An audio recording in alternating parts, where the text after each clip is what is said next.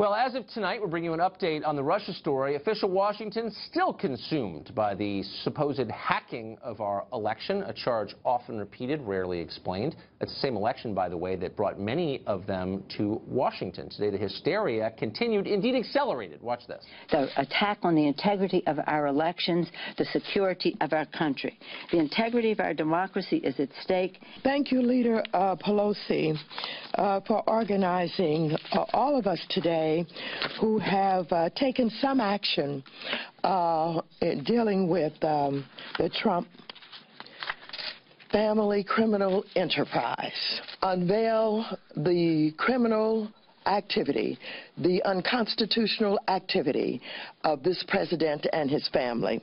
So I have dubbed them the criminal Klan a long time ago. I think what we're learning with the Trump Jr. meeting is when you meet with any Russians, you're meeting with Russian intelligence and therefore President Putin. When you meet with any Russians, you're meeting with President Putin. That's the level of debate in Washington. Michael Caputo got hauled before a congressional committee today. He advised Trump during the presidential campaign.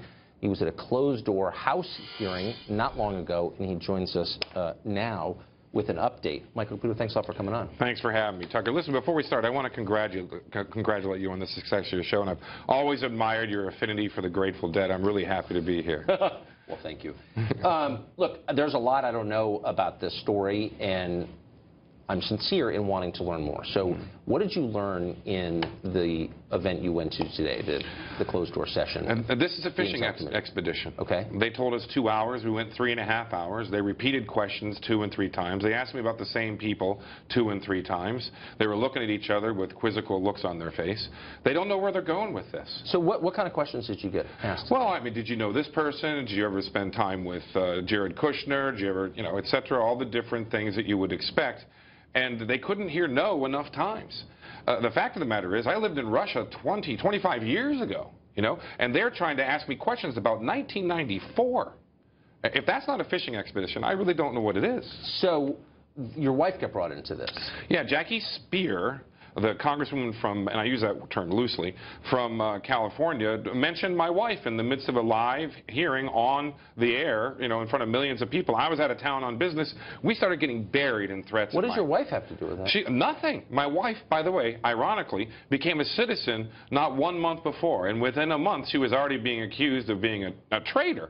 Jackie Speer really was... On what grounds was your wife accused of being a traitor? She was born in Ukraine. Which, of course, as you and I both know, if you're born in Ukraine, that doesn't make you a fan of Russia. Jackie Speer just doesn't know her facts or has really bad interns in her office. But I want an apology from Jackie Speer. Because there's like a Cyrillic alphabet, therefore you're working for Putin? Oh, I thought most Ukrainians hate Putin. They do, of course. I mean, there's a difficulty going on between the two countries right now. But if you drink vodka, you have Russian dressing in your refrigerator, you're game for these people. So what happened when she mentioned your wife? Well, we started getting terrible threats. In fact, I was out of town on business. I got a call on my phone from somebody who said they were Antifa. And they said, we know you're out of town. We're going to burn your house down with your wife and children in it. And, you know, things have changed for my family dramatically. Even though I left the Trump campaign on June 2nd, and even though I've never heard anyone, least of all Donald Trump, even say the word Russia during the entire time I was on that campaign. This is a fishing expedition. It's clearly designed to delay and stop the Donald Trump agenda. So what role do you think Russia did play, just as a citizen, in the 2016 election? Well, you know, I believe that WikiLeaks, I've always believed that WikiLeaks has had some connection to Russia. It's not clear if they did this time. We didn't even get a chance to look at the server. The DNC wouldn't even give the server to the FBI or Homeland Security. I've always thought that they were probably getting their materials in the past from Russia. But as a matter of fact, it doesn't take collusion from the Trump campaign for Russian active measures to mess with our elections. Listen, we messed with elections. The funny thing is, I was sent in 1994 to Russia by the Clinton administration to get involved in their elections. Seeking what outcome? The re-election of Boris Yeltsin. Yeah, how'd that work for Russia, by the way, the re-election of Boris Yeltsin? Yeah, it wasn't all that great. Yeah, when I met Yeltsin, he was a lion, but by the end of it, he was a souse. Yeah, a drunk for sure. So, but you think it's likely that the Russian government was involved in the hacking of the DNC I think it's likely that the Russian government and its active measures were trying to get involved in the American elections because they get involved in all elections of all major nations, just like we do. We may not hack We may. I don't know. But I can tell you as a fact, as someone who was sent to Russia to get involved in their elections, all the major opposition parties in Russia were concerned about my work there and said I had to stop meddling in their elections. That irony is not lost on me. You were sent by the U.S. government? By the Clinton administration. Huh. To get involved.